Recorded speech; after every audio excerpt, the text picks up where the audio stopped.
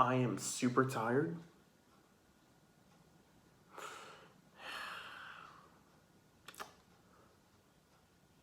Of watching so many bad Halloween movies.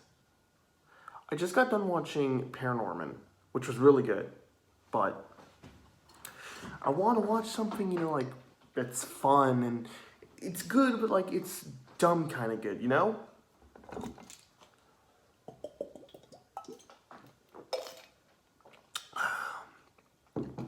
So when my buddy Jacob from Jacob Reviews went and checked out Scare Zone, I had to watch it. I'd heard about this movie when he first talked about it in 2013 for his Halloween month that he did before he stopped reviewing just horror movies. And it always intrigued me what this movie was.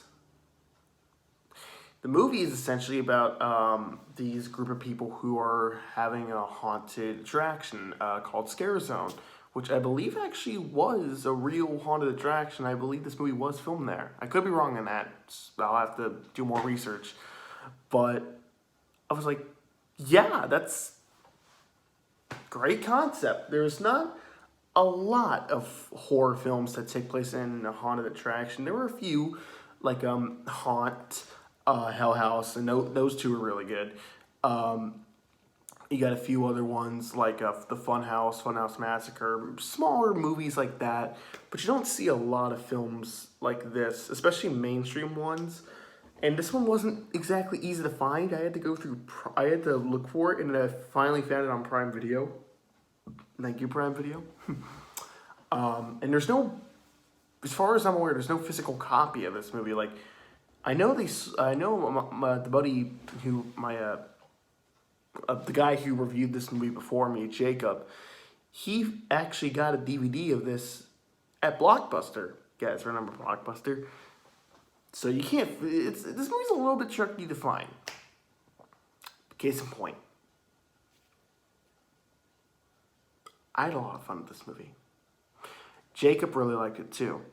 Shout out to him.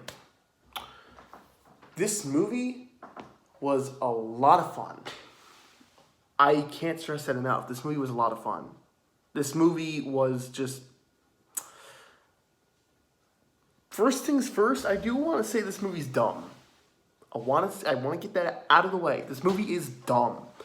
There are a lot of things that if you were a real big film critic, you would just tear this movie apart. Because there are quite a few things that are wrong in this movie. First and foremost, the acting at times can be very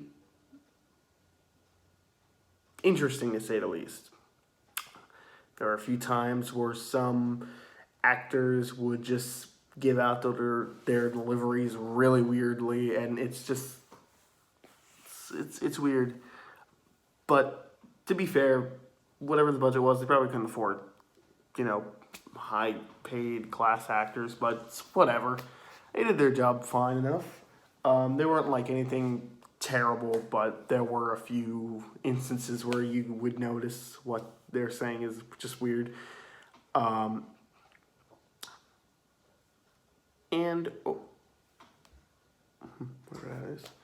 and overall, this movie's shot very weird. It doesn't look like they had a Steadicam. It looked like that everything was just handheld, which is fine, but when you're making a movie, I don't know if that's exactly the best choice. There were a few instances where it worked very well, like when a person was running or something, but in the case of the whole movie, it was just weird. It was just really weird. But with all those nitpicks and complaints aside, this movie's a lot of fun. First and foremost, I love the fact that they actually filmed this at a real, building. It felt authentic to a real haunted attraction. And also, I liked the opening. The opening was really good at, setting up everything that we were going to see play out later in the movie. To the scare actors, to the weapons that were going to be used, to even the little, hidden things that you wouldn't get on, first viewing, but then you'd watch it again and you're like, oh, okay, so that's what that meant. So that was really cool. And overall, the characters for the most part were likable, but there were a few times where you're just like, oh my god, these guys are stupid. At least in terms of the decision making, not like they're douchebags. Though I will admit, going back on the acting, there was one actress, I forget what her name was, but she has a fiance, and she's constantly nagging about how, okay, forgive me, she's not constantly, she nags like once or twice, and she's nagging about how I need a spa, and I want to go here on our honeymoon, and her fiance is like, yeah. It just kind of goes back and forth, and just very like, tone-wise, it's weird, because it's like, there's some creepiness going about, and then like the tone and the music change, and it's very weird. Which, by the way, that's another complaint I do have. The tone does change at some parts. 1 minute they'll be talking about something serious, and then it'll turn goofy and funny. But something I should mention: this movie is actually really funny. I'd say about 80% of the jokes work in this movie, either intentionally or unintentionally, because there were a few dumb jokes that I laughed at because I was just like, that was in the script. It's like, it's so weird, but I loved it. And for slasher fans, they'll love this movie.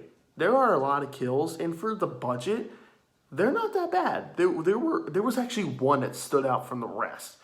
I think it was the acid one, where some douchebag breaks in the attraction, and the killer pours acid on him, and the makeup effects were really good. They were really good. And I just couldn't help but like, that's cool. I really like that. I really do like that.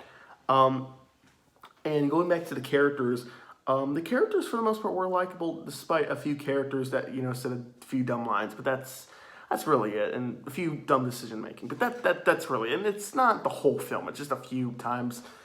And you know what? I'll give this movie props for its ending. The ending was genuinely surprising. It does play out like a murder mystery, like, oh, who's the killer? You don't know. And the killer changed between masks, which I actually really liked. I like the fact that the killer didn't have one distinct look. He kept changing between costumes, and I thought that was a very interesting choice, because it's like, oh, he could be anyone. We don't know, but it's clearly shown in the poster. And wait, the poster. It's the guy with the chainsaw, right? My bad. It's not the dude in the poster. But there's one part in the movie where you can see it's a guy, so that kind of may take away from the mystery aspect. But to be fair, the reveal was actually kind of surprising, and wasn't that bad.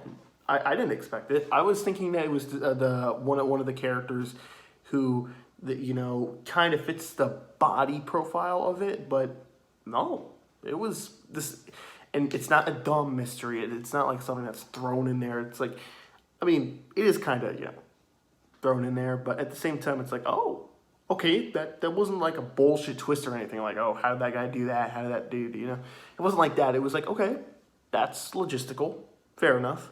And I liked it. And like I said, guys, the jokes in this and the characters for the most part were fun. This movie overall was fun.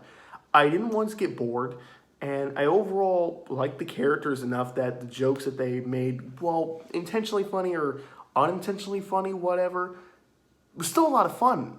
And I had a lot of fun trying to figure out, okay, who's the killer? And it was just really, really good. Despite the complaints I gave it, I did enjoy this movie. And I'm going to go say, if you can find this movie, and I think it's still on Prime Video, check it out. It's $4.99, but rent it. Watch it. It's got flaws, but it's a lot of fun. So I'm going to give it a B. Yeah, a B. I'll see you guys in the next review. It's time to go.